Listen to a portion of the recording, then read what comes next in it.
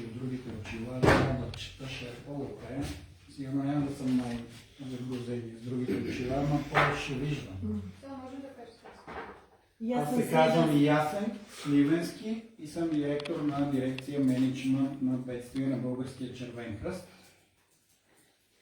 Част от екипа на Българския червен кръст в съвместния проект, който имаме с Канадски червен кръст за изграждане на мобилни здравни екипи. От миналата година до сега, с помощта на нашите колеги от Канадския червен кръст, започна изграждането на 10 пилотни мобилни здравни екипа на територията на страната в нашите областни съвети. До момента обучение преминаха над 100 човека в основни знания за това каква е дейността по време на бедствия и кризи в аспекта на подпомагане на здравните грижи. Тук сред нас днес са нашите колеги и приятели, доктор Салим Сухани, който е главен директор на отдела за здравни грижи в бедствени ситуации на Канадския червен кръст. Доктор Сухани, благодаря.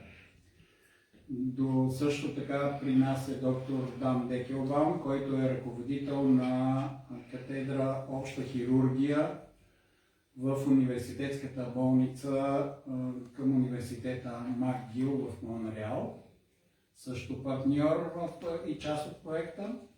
И господин Сандер Ван Гор, който е директор за обучение по основни грижи за подпомагане на живота или BLS, Basic Life Support, в Европейския център по ресусцитация. Това са обединени усилия на нашите партньори, за да може в момента 16 инструктора, кандидат инструктора, 14 български и 2 човека от Украинския червен кръст, доброволци на Украинския червен кръст, да преминат обучение и да получат възможност да станат инструктори по тъй наречения BLS. От наша страна искам да благодаря на всички за това, което правим заедно и да дам думата по-нататък на нашите партньори. Благодаря.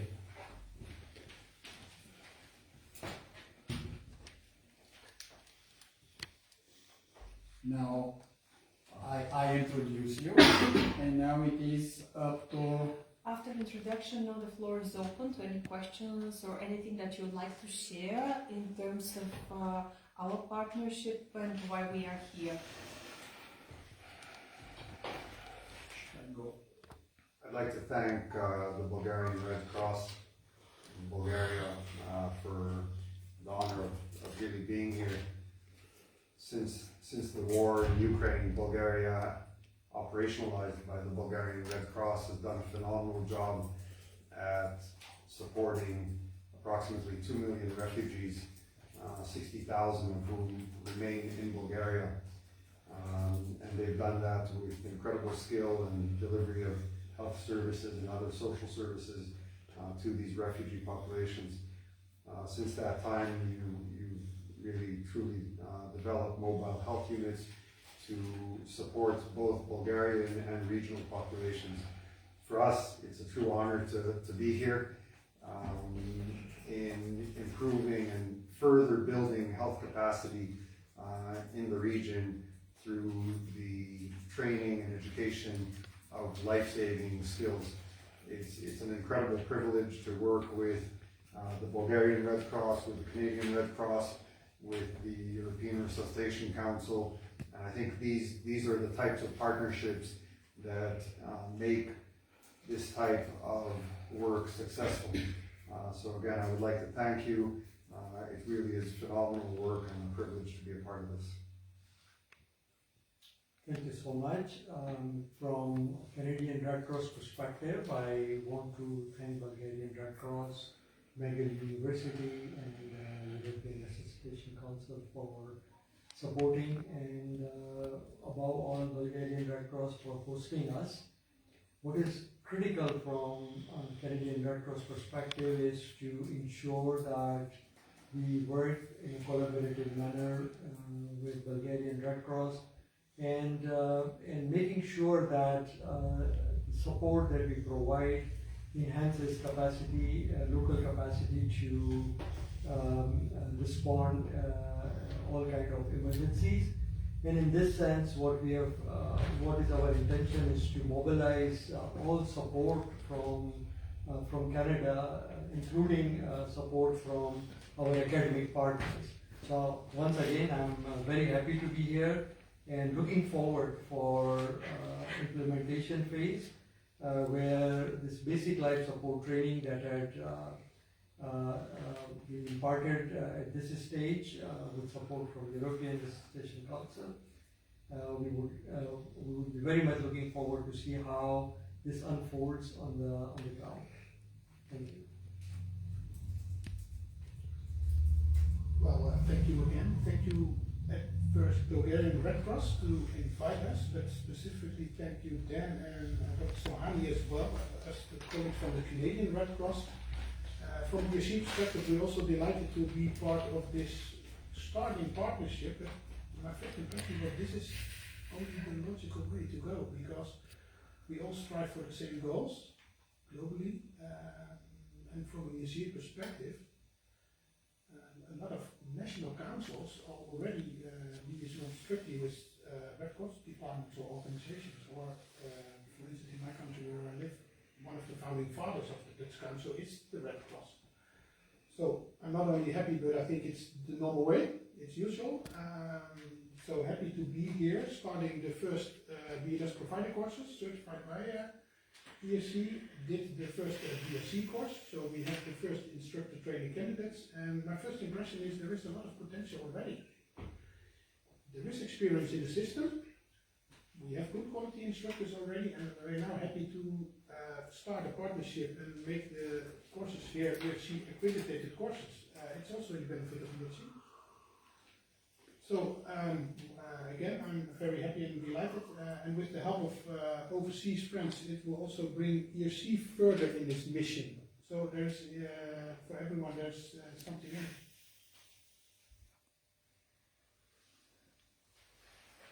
Are there any questions? Okay, could one of you tell me why is this important to be done, the actual course itself? Maybe I can start. This is something that is so critical in emergency response when the responders are rescuing people, that the skills through the basic life support training can save life. And time and time again, this is proven that if the support is provided in an effective manner, that it saves life. And for this particular training, I would say that Bulgarian Red Cross has also hosted 2 colleagues from Ukraine Red Cross who are facing such an emergency at this stage. And this is why we believe that this training and preparing the instructors who could then offer the training to other providers is such a critical step in saving lives in future.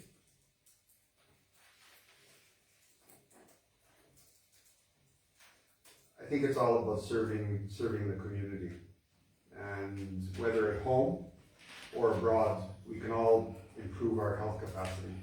We do that at home every day, and the way to do that well is through partnerships, and you know, having the European Resuscitation Council, the Canadian Red Cross, the Canadian Heart and Stroke Foundation are key elements to building strong health systems anywhere. And what I see Bulgaria's role actually is becoming a regional center of excellence for emergency care, whether it's basic life support, trauma care, anything that's emergent and life-threatening. And so this partnership is a great example of what countries such as Bulgaria, with the stability here, can provide not only for its own people, but for neighboring nations that are at risk or undergoing, unfortunately, conflict at the given time. What I want to emphasize on is maybe the familiar Utstein's formula of survival, which says, well, it's medical science, it's educational efficiency, but also local implementation, and the three of that will improve survival. So today we focus on educational efficiency, and we want to liaise with professional partners like Bulgarian Red Cross, Canadian Red Cross, to see, okay, how can we make education as efficient as possible? That's in the benefit of all of us. So we need to share knowledge, but also use existing knowledge from Bulgaria to incorporate also in our strategy. And if you talk of the last part of the Utstein formula, which says local implementation, you need locals to have local implementation. So to reach each citizen, or most of the citizens in Europe, it's common that we need to have local presence here. We're very happy that we can liaise with such a well-respected, well-known, globally recognized organization as the Red Cross is. So that's what I've learned here, and what I will bring back to the office of VFC to have, we can start a nice new romance. I think just one other element to highlight, and again, this week here is truly a marathon of a week. Because during this week, at the completion, there will be 16 instructors that have been certified, that will be able to take these courses and instruct them at home. And so the scalability of this program is immense, not just in Bulgaria, but also in Ukraine. And 99 providers that will be trained in basic life support. This is all in 1 week. This is something that rarely happens in any other context that I know of, and really credit to Bulgarian Red Cross and the partners that we've mentioned in being able to put this all together. Okay, and what kind of skills does the course include? Well, as Dan mentioned, is we not only training 99 or almost 100 providers, which is the cornerstone of survival, is have as many people trained as possible. But for high quality training, you need also instructors, and that's what we focus on in the basic instructor course now. So it's all about educational approach, how to organize practical training at best. So it's not only that we almost achieve 100 providers, we also achieve the first 16 certified ESC BLS instructors in Bulgaria, 3 instructor trainer candidates also, because we also want to make you self-sufficient in organizing basic instructor courses, but that will actually help broaden out the availability of instructors within Bulgaria and abroad also. And we need course directors, so I think we make it one maximum efficient week. That's what we How many instructors do we have currently in Bulgaria? I think if we look at the ESC system, we have approximately around 15 certified instructors, which a couple are part of this project already. So it will help ESC to maximize that level of available instructors. So from that point of view, the initiative from Bulgarian Red Cross, assisted and facilitated by our Canadian friends, is more than welcome also for ESC. So the numbers are almost doubled from 15 to...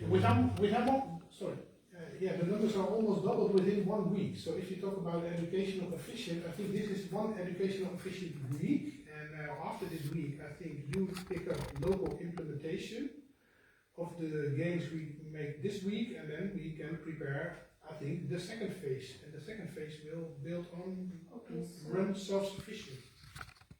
So now we have around 30? Not yet.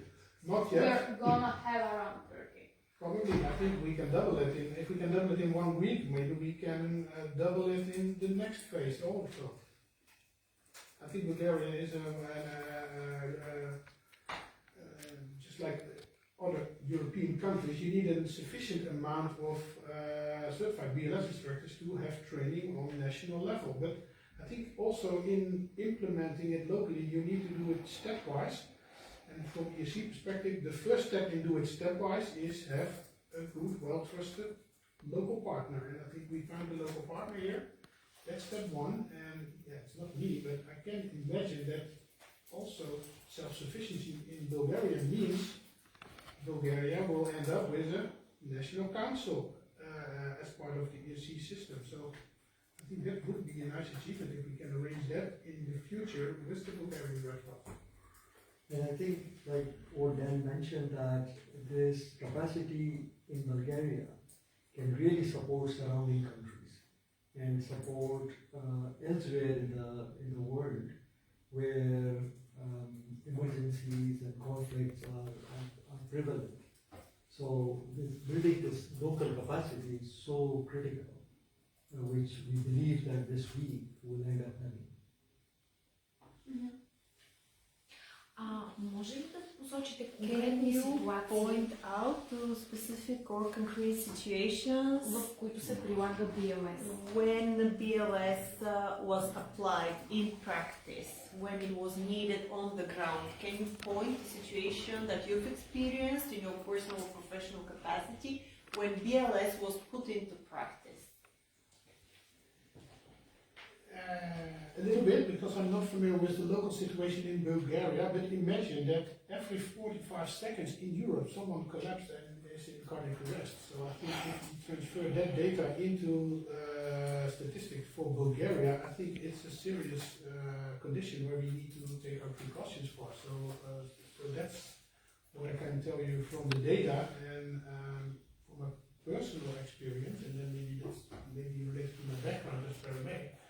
What I can see as a paramedic, I always thought, okay, we were important in terms of survival, and I think we do important things, but I'm long enough in the paramedical system to realize that the most important factor is the direct bystander in terms of survival. So invest locally in publicity campaigns to make the direct bystander aware of their responsibility, but also their possibility and how they can make the change in terms of survival.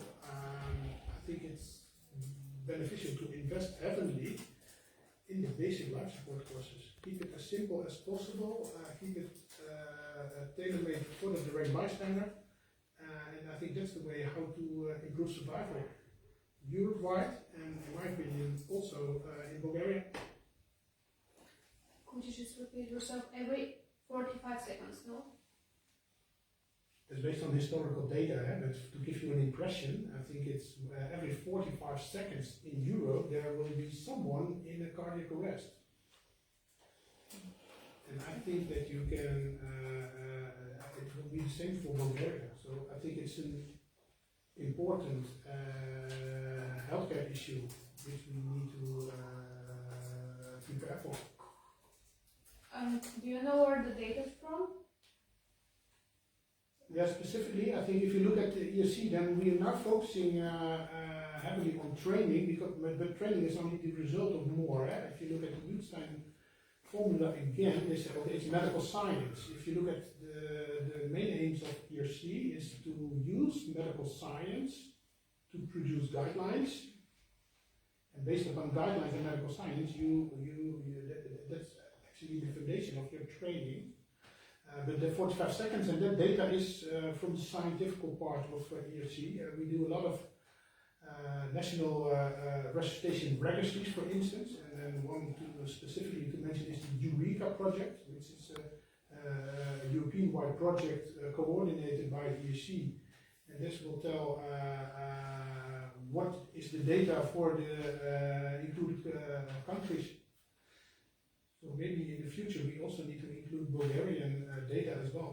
But also to achieve that, you need to have a local partner who can facilitate, probably in registries, for instance. The data is what's important, right?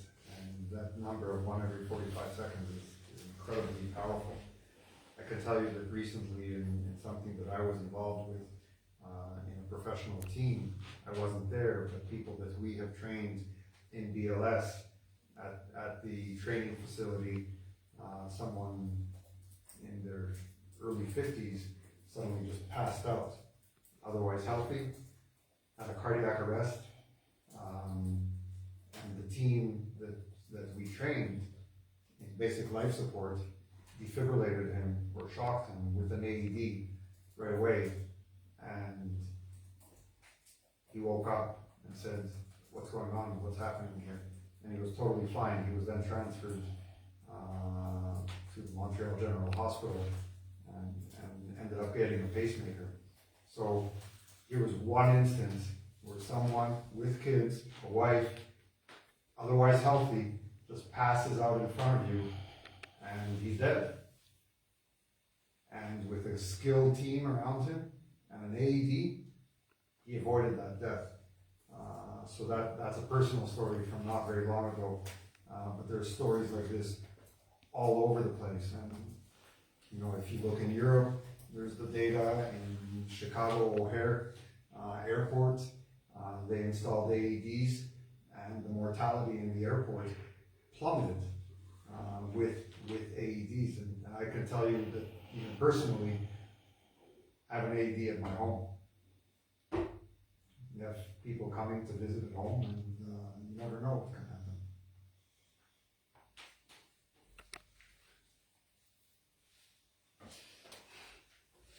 I can see if you.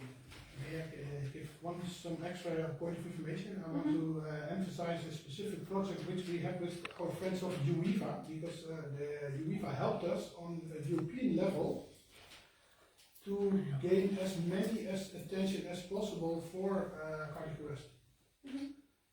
And what UEFA did, and we learned a lot out of this project, is how to achieve as many people as possible. So what they did on a European level during the Euro 24 tournament, for instance, and they do now at the Winter tournament, which will start in Switzerland next month, they will have training booths to achieve as many fans as possible to at least learn the basic steps of CPR. But what is important is that they want to use, for instance, the power of football to spread the word and the importance of the message.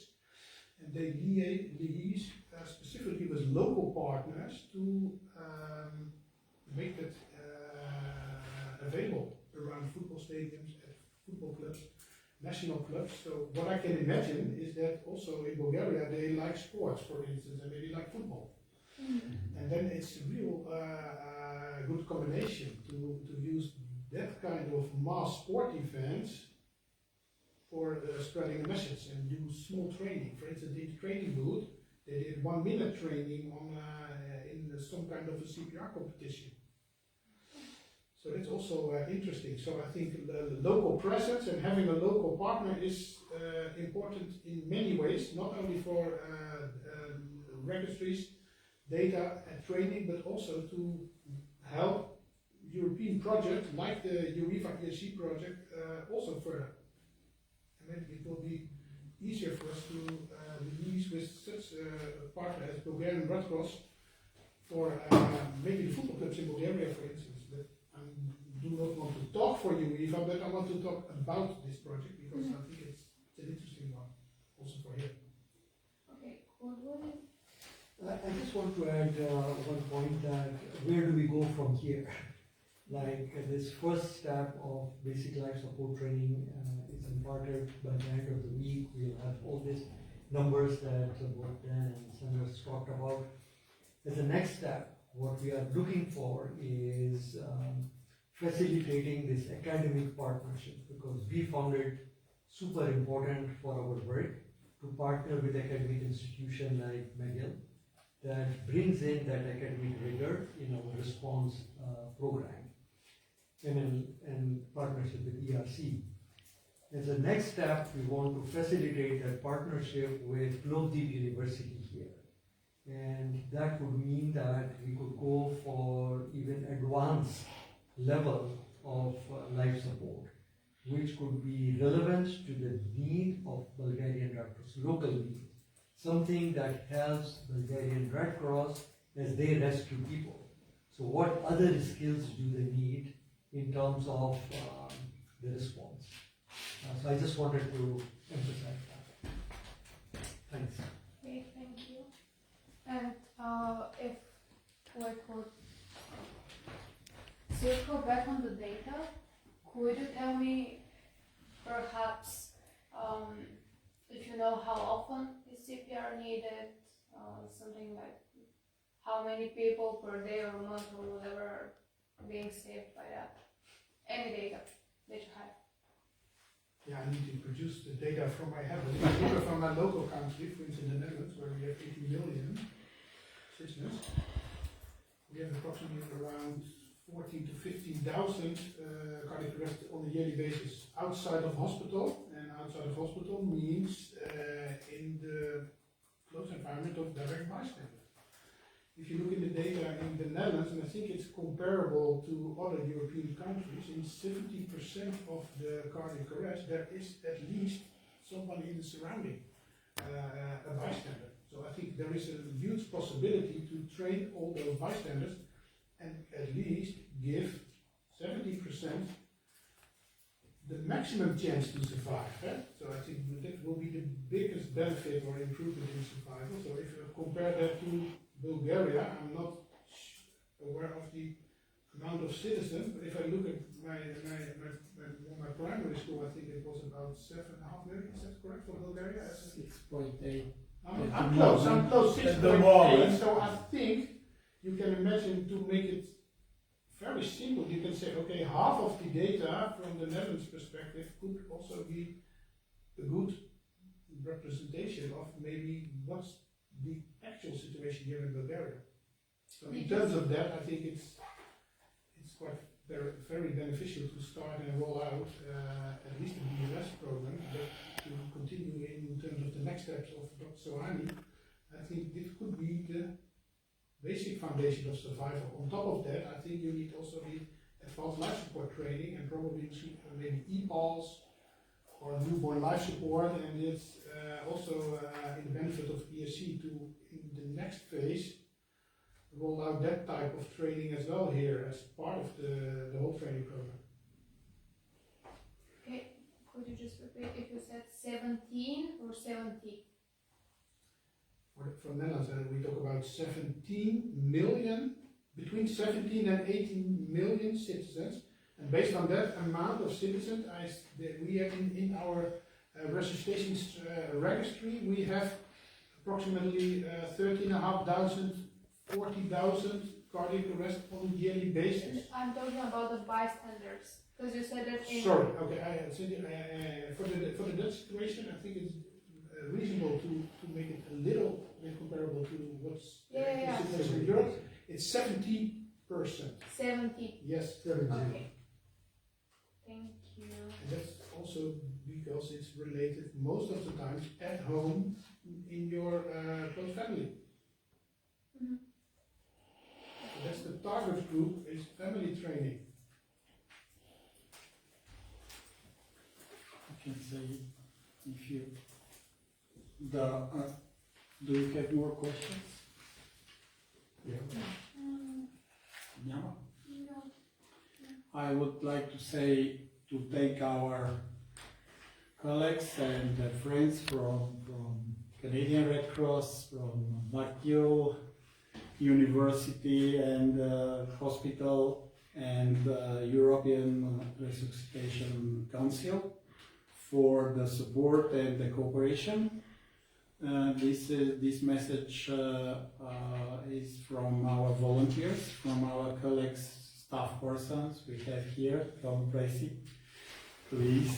Okay. We are also part of the project. We are very proud, and especially from our leadership, from our Director General. He was yesterday here, and deeply from our hearts, thank you. This is what I want to say. Thank you. You're welcome. Thank you. Thank you very much indeed for coming and having part of your time and very important also obligations, putting them aside and being with us here. So big gratitude from us, but on top of that, speaking of localization, which is extremely important for Red Cross organization in Bulgaria, from the bottom of the heart, our staff and volunteers were given the